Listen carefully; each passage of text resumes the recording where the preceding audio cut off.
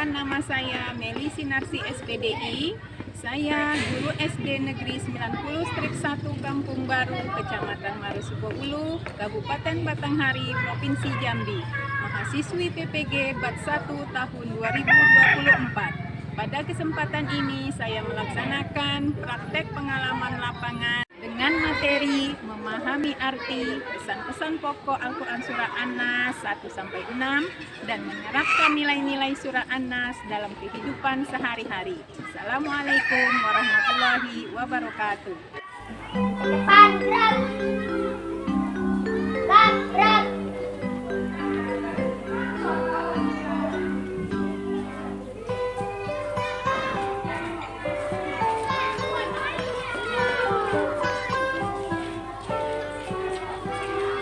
Pagiku cerahku, matahari bersinar, ku gendong tas merahku di pundak.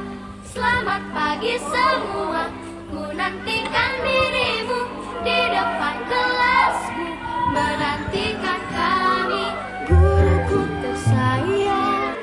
Dari salam.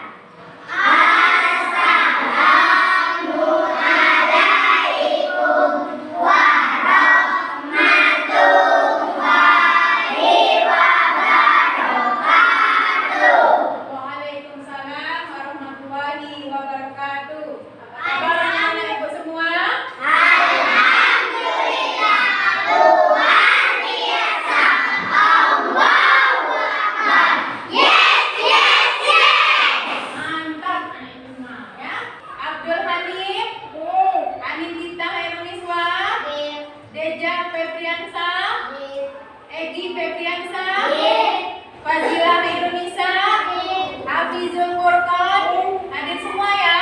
Ya.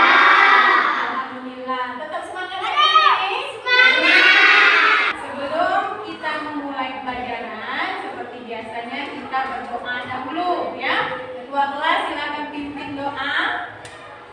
Siap, Rat. Berdoa dimulai.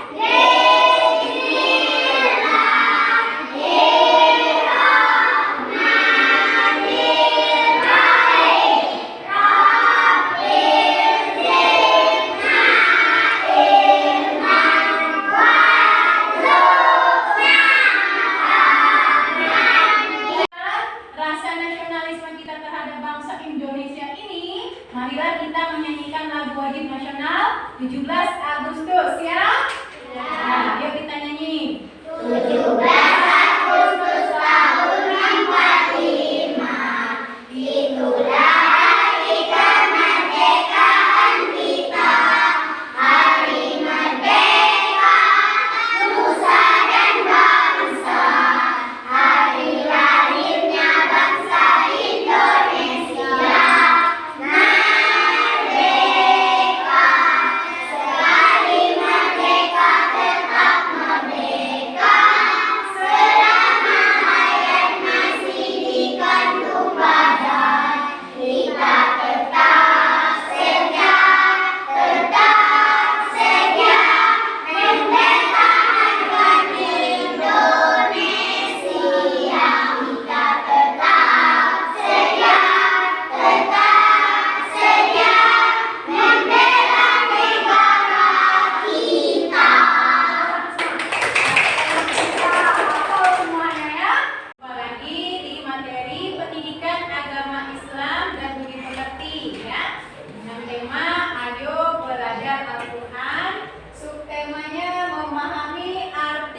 Pesan-pesan pokok Al-Quran Surah An-Nas ayat 1-6 dan menerapkan nilai-nilai Surah An-Nas dalam kehidupan sehari-hari. Apakah anak-anak semua tahu arti Surah An-Nas? Yo. Apakah kalian tahu pesan-pesan Surah An-Nas? Ya. Nah, untuk lebih jelasnya hari ini kita mempelajari arti dan pesan-pesan pokok Surah An-Nas dan bagaimana cara kita menerapkannya dalam kehidupan sehari-hari. Untuk tujuan pembelajaran kita hari ini, tujuan yang pertama adalah peserta didik mampu memahami arti Surah An-Nas. Ya. Yang kedua, peserta didik mampu memahami pesan-pesan pokok surah An-Nas. Yang ketiga, peserta didik menerapkan nilai-nilai surah An-Nas dalam kehidupan sehari-hari. Ibu membacakan surah An-Nas secara lengkap. Ya, coba dengarkan, perhatikan. A'udzu billahi minasyaitonir rajim. Bismillahirrahmanirrahim.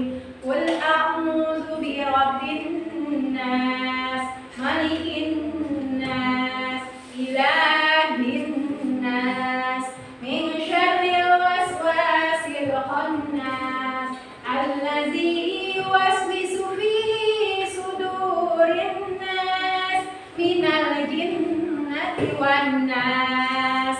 Shadaqallahul azim. Nah, Ibu tadi sudah membaca surah An-Nas secara lengkap. Kita akan memahami ayat per ayat. Apa artinya?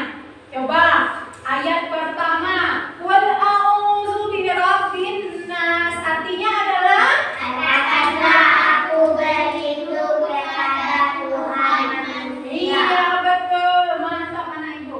Ayat pertama artinya katakanlah aku berlindung kepada Tuhan manusia. Kemudian ayat yang kedua artinya apa? Raja manusia. Nah, ayat yang ketiga artinya adalah Sebaran manusia. ayat yang keempat. Dari kejahatan disunat yang tersembunyi. Ya, coba ayat yang kelima, barisan sini, ayo. Apa arti ayat yang kelima?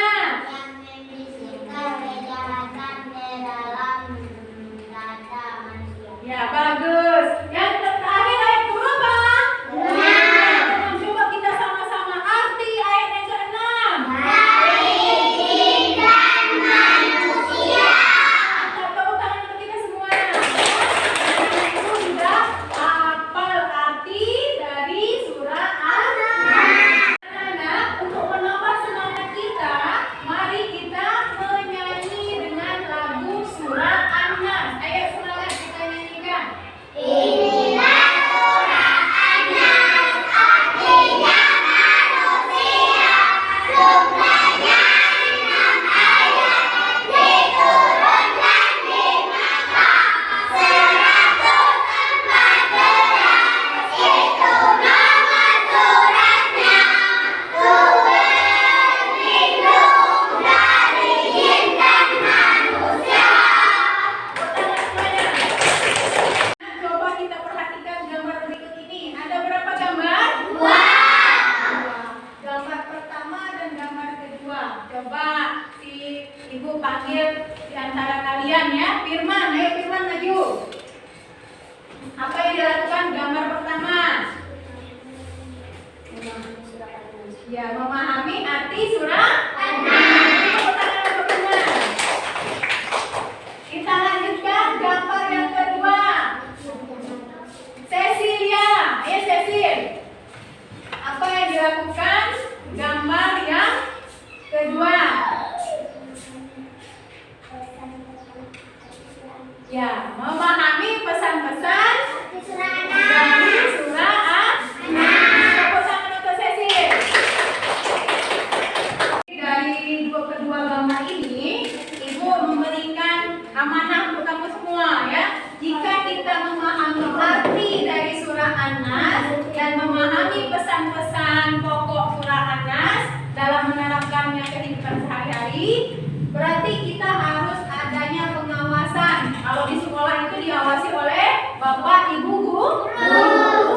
Kalau di rumah ada kedua orang tua kita, ada ayah, ada ibu. Nah, kita semua sudah hafal ayat 1, arti ayat 1, ayat kedua, ayat ketiga, ayat keempat, dan kelima, keenam.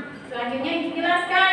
Nah, jadi dalam ayat pertama tadi kita diajarkan untuk secara aktif ya memohon perlindungan kepada Allah ya, karena Allah itu memiliki kekuasaan dan tanggung jawab atas seluruh umat manusia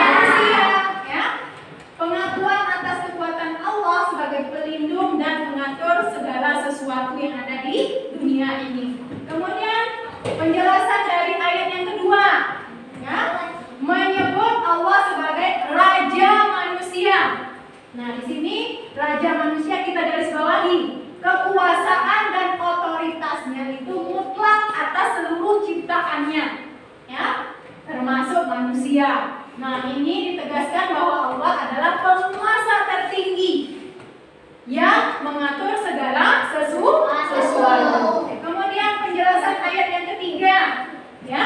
Ayat ini menegaskan bahwa Allah adalah Tuhan yang sebenarnya yang pantas untuk disembah dan diibadahi, ya. Ini menyoroti bahwa penyembahan kepada Allah itu adalah sempurna kita sebagai makhluk dari ciptaan Allah Subhanahu wa taala. Untuk penjelasan selanjutnya, penjelasan ayat yang keempat, maksudnya tadi menggambarkan kejahatan yang mungkin datang dari mana? Dari bisikan tersembunyi. Seperti apa? Seperti godaan setan, ya, godaan setan yang tidak langsung terlihat. Misalnya di sini dia mempengaruhi manusia, ya, mempengaruhi manusia dengan hal-hal yang negatif melalui bisikan-bisikannya. Kemudian penjelasan ayat yang kelima, ayat ini menjelaskan bagaimana godaan atau bisikan kejahatan itu masuk ke dalam hati manusia dan mempengaruhi pikiran kita, ya, serta keputusan kita, sehingga keputusan yang baik tadi menjadi tidak baik, menjadi sesat kita karena sudah dipengaruhi oleh bisikan setan. Nah, selanjutnya ayat yang ke-6, penjelasannya dijelaskan lagi menunjukkan bahwa kejahatan atau godaan itu dapat berasal dari dua sumber. Apa saja dua sumbernya? Yang pertama itu makhluk gaib atau jin tidak tampak oleh mata kita, ya. Yang kedua, gangguannya dari manusia itu sendiri, ya. Karena kita manusia ini ada yang baik, ada yang tidak baik. Ada yang mempengaruhi untuk berbuat baik, ada yang mempengaruhi untuk berbuat buruk. Nah, jadi kita harus waspada. Pesan-pesan pokok yang terkandung dalam surah An-Nas selanjutnya, yang pertama, permohonan perlindungan kepada Allah. Kemudian yang kedua, perlindungan dari setan, ya. Yang ketiga, Tuhan sebagai pelindung utama. Nah, di sini menyatakan bahwa hanya Allah yang memiliki kekuatan untuk memberikan perlindungan yang sebenarnya dalam segala bentuk, ya, dari segala bentuk kejahatan yang ada di muka bumi ini. Analisa ayat dan menghubungkannya dengan kehidupan sehari-hari. Ayat pertama itu tadi permohonan perlindungan kepada Allah Subhanahu wa taala, ya. Penerapannya misalnya kita, ya, sebelum bekerja, sebelum ke sekolah, sebelum belajar dan melakukan perjalanan lainnya, kita harus terbiasa membaca doa, ya. Misalnya membaca surah An-Nas untuk meminta perlindungan kepada Allah agar dijauhkan dari berbagai gangguan, ya. Anak-anak ibu semua berdoa kan sebelum ke sekolah? Ya, alhamdulillah. Kita lanjutkan ayat yang kedua. Nah, ini penerapannya, analisanya adalah dalam keputusan sehari-hari saat menghadapi konflik, kita mengingat Allah, ya. Karena beliaulah adalah raja yang mengatur segalanya, yang dapat membantu kita untuk kita lebih sabar, ya, dalam menghadapi ujian di dalam dunia ini, ya. Lanjut untuk ayat yang ketiga. Penerapannya dalam kehidupan sehari-hari mengingatkan kita untuk memfokuskan dalam beribadah dan berdoa hanya kepada Allah Subhanahu wa taala dengan sikap tawadhu dan ikhlas dalam beribadah. Lanjut.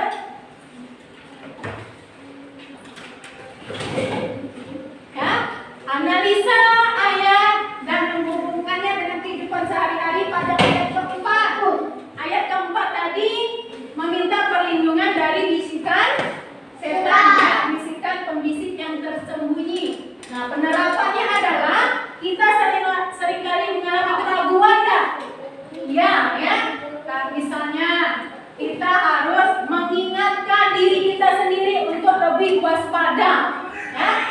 Waspada terhadap pengaruh-pengaruh buruk yang mengganggu untuk kebaikan hal-hal yang akan kita lakukan. Penerapan makna surah An-Nas. Egi, ayo maju. Apa? Pertama. Doa keinginan pagi dan malam. Ya, betul. Ya. Menghadapi kesulitan dan ujian. Ya, tepuk tangan buat Egi. Ya. Nah, jadi aku lanjutkan. Penerapan maknanya yang ketiga, menghindari lingkungan negatif. Yang keempat, mengatasi kecemasan dan rasa takut. Yang kelima, mengajarkan anak-anak. Yang keenam, dalam situasi yang membingungkan. Yang ketujuh, berdoa sebelum memasuki tempat baru. Yang kedelapan, meminta perlindungan dari bisikan negatif. Sikap apa yang muncul dari penerapan surah An-Nas dalam kehidupan sehari-hari? Pertama, kepasrahan dan ketergantungan hanya kepada Allah. Kemudian yang kedua, kesadaran spiritual. Yang ketiga, ketenangan dan keseimbangan emosional. Yang keempat, hati-hati dan waspada. Yang kelima, mengajarkan anak-anak. Yang keenam, empati.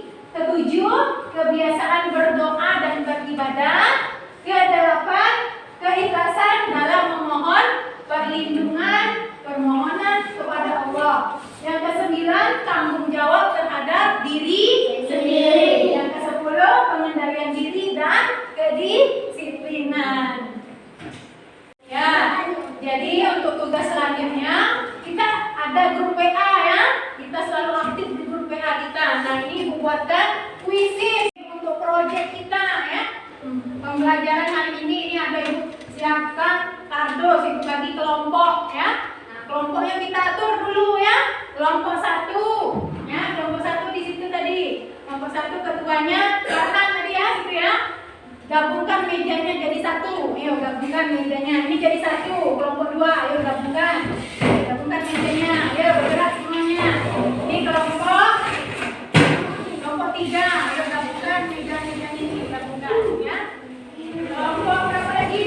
Kelompok 1, 2, 3, 4 ya. Kelompok 4 tapi bisa ya. 5 ya. Kelompok 5, ayo gabungkan mejanya. Dengan itu gabungin.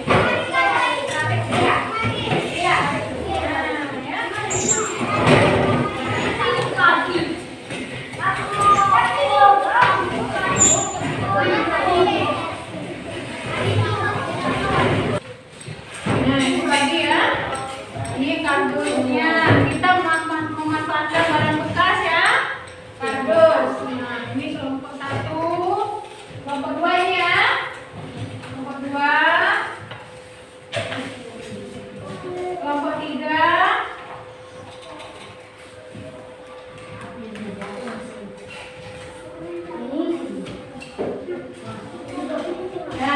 Nah, itu tugasnya tadi.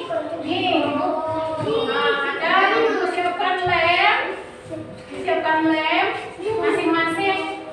Di kelompoknya Ibu bagi 1 lem. Ya. Gunting ya. Kita membuat proyek.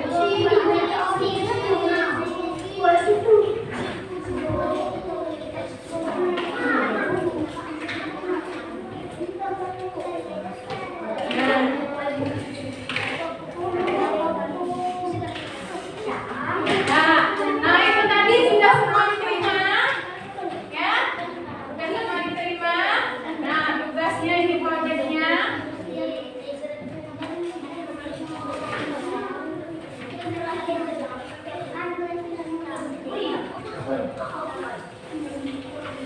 Nah, ya, untuk yang kelompok 1 Farhan nanti mempresentasikan arti dari surah An-Nas. Kelompok 2 Egi nanti bacakan jurnal penerapan nilai surah An-Nas.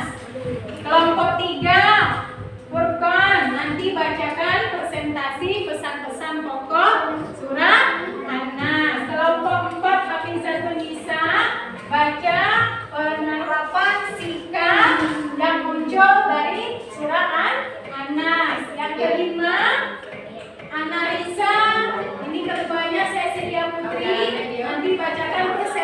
situasi analisa ayat surah An-Nas, ya. Tampilkan jurnal penerapan nilai surah An-Nasnya ke depan kelas. Ayo, perwakilan kelompok.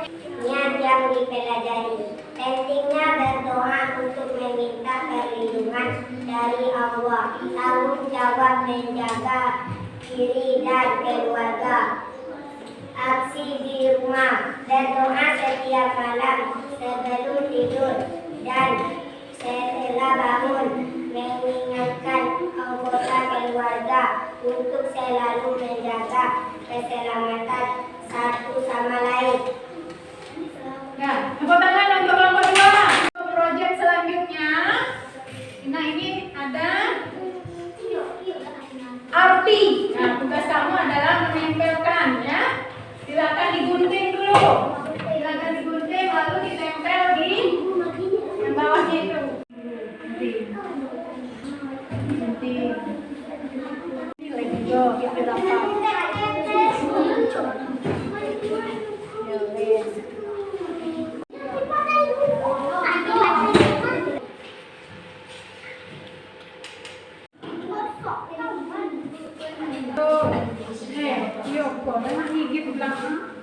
Menulis kaligrafi berayat. Anak, ini hasil masing-masing kelompok. Kita beri tepuk tangan, ya. Kita perhatikan hasil karya, ya, berayat dan arti. Dan Ibu akan memberi kesimpulan pada hari ini. Berlindung kepada Allah, mengajarkan kita untuk selalu memohon perlindungan kepada Allah dalam segala sesuatu. Ya, dalam segala situasi. Ya, jadi kesimpulannya hari ini pentingnya